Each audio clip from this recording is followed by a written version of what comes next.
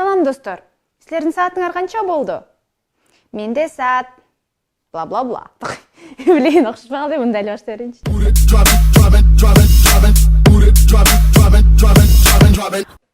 Бүгүн биз саатка байланыштуу идиомаларды өтөбүз. Ой, достор, менин уйкум келди. Силердинчи? Уйкуңар келген жокпу?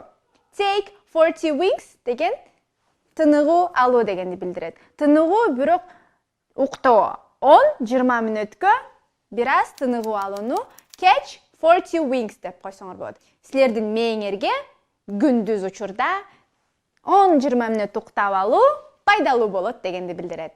Catch 40 winks. Тук этүү же эс алуу. Сабак ушу менен бүттү. Силерге пайдалуу болду деп ишенем. Study.com командасы силер менен кийинки сабакка чейин коштошот.